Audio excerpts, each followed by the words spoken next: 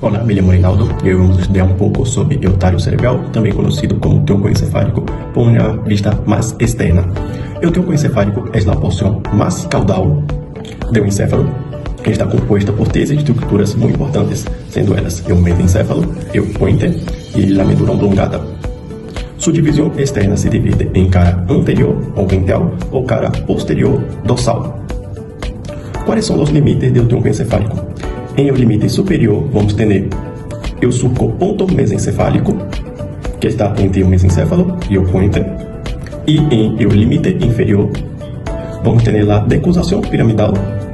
que é a transição com a medula espinal, ubicada em la medula oblongada. Hablando um pouco sobre suas estruturas, vamos começar falando sobre o mesencéfalo, que tem como função o processamento de estímulos visuais e auditivos, e integra vias motoras e sensoriais vitais. Hablando um pouco sobre sua cara anterior, vamos ter dois pedúnculos cerebrais, que são haces de substância branca, que atua como vias de comunicação principal entre o cérebro e o tronco encefálico, e entre elas vamos ter o surco interpenducular. Por acá também vamos ter a fossa interpenducular, do qual emerge o terceiro par cranial, ou também conhecido como nervo oculomotor, e onde se ubica também a substância perforada posterior. E em la cara anterior também do mesencéfalo, vamos ter a substância negra,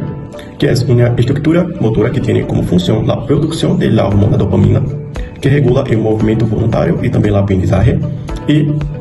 uma degeneração em la substância negra provoca uma enfermidade que conhecemos como enfermidade de Parkinson. Hablando agora sobre sua cara posterior, vamos ter dos corículos superiores e dos corículos inferiores, onde os corículos superiores estão associados a las vias visuais e a los reflexos visuais, e os corículos inferiores estão associados a la via auditiva. Sobre os corículos, vamos ter o velo medular superior, que é uma membrana que forma parte do que conhecemos como quarto ventrículo. E os corículos estão separados por o surco cruciforme, e estes quatro corículos formam a lâmina quadrirrêmea, ou também conhecida como tectum. Também, em la cara posterior do mesencéfalo, vamos ter os pedúnculos cereberosos superiores, que vão conectar o mesencéfalo com o cerebelo. E é importante destacar que, em la cara posterior do mesencéfalo, vamos ter também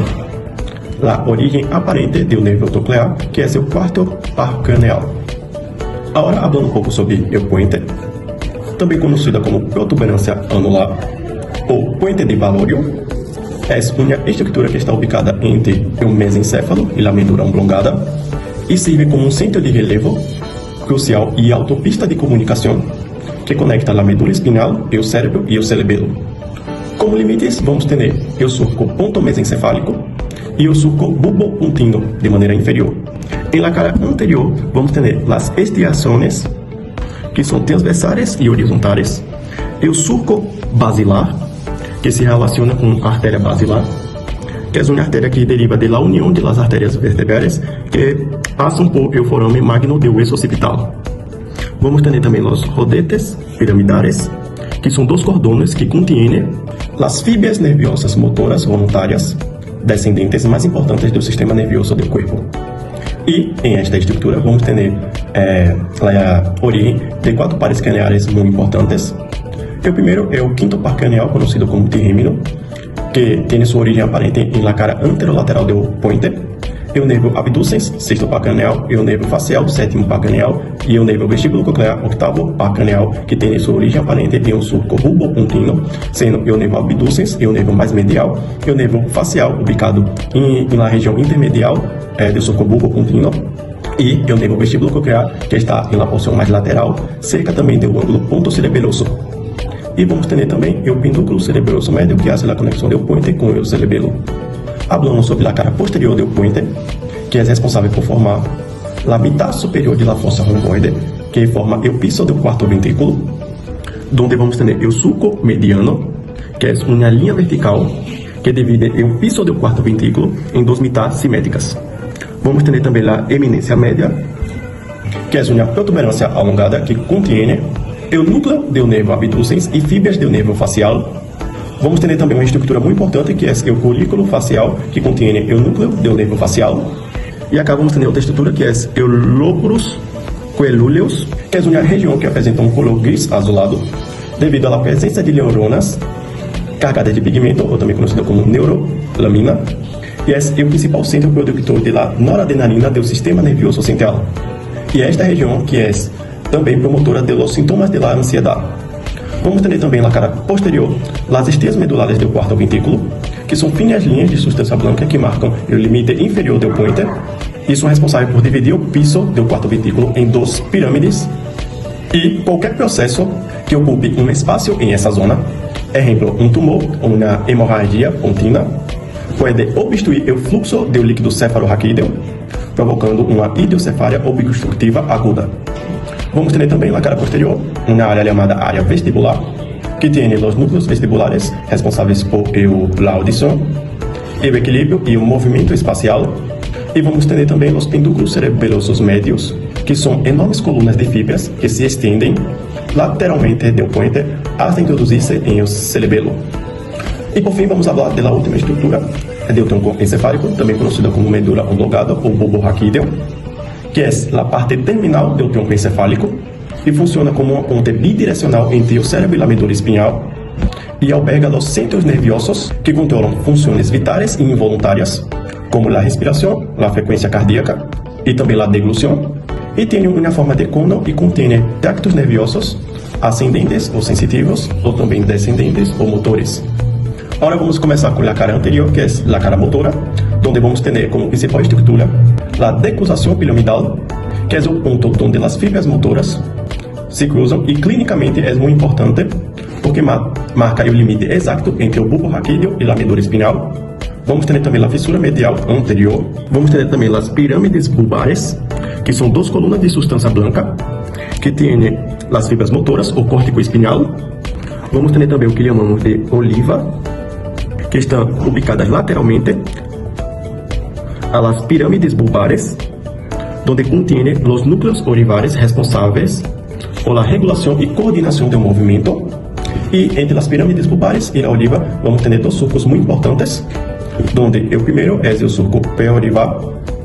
onde é a origem aparente do 12º par craneal ou nervo hipoglosso, e o surco retro-olivar, que é a origem aparente de 10 nervos, o glossofaríngeo, que é o 9º par craneal, o nervo vago, que é o 10º par craneal, e o nervo acessório espinhal, que é o 11º par craneal. Em la cara posterior, vamos dividir em duas metades. A metade inferior, ou também conhecida como porção cerrada, ou a porção superior, também conhecida como porção aberta, onde em la metade inferior vamos ter o surco médio posterior e dois tubérculos muito importantes, que são o tubérculo grácil, que contém o núcleo gláceo, que recebe a sensibilidade das pernas e do tronco inferior, e o tubérculo cuneiforme, que contém o núcleo cuneiforme, que recebe a sensibilidade dos braços e do tronco superior. E em la metade superior, ou porção aberta, vamos ter o trígono do hipoglosso, onde contém o núcleo do nervo hipoglosso, o trígono do vago, onde vai conter o núcleo do nervo vago. Vamos ter uma região chamada óbex, que é o vértice inferior do triângulo, e também a área postema, que é um órgão circunventricular que controla o reflexo do vômito e também as náuseas. E falando um pouco mais especificamente do quarto ventrículo, este quarto ventrículo tem a função de produzir, almacenar e distribuir o líquido cefalorraquídeo. Tem como piso a fossa romboidea,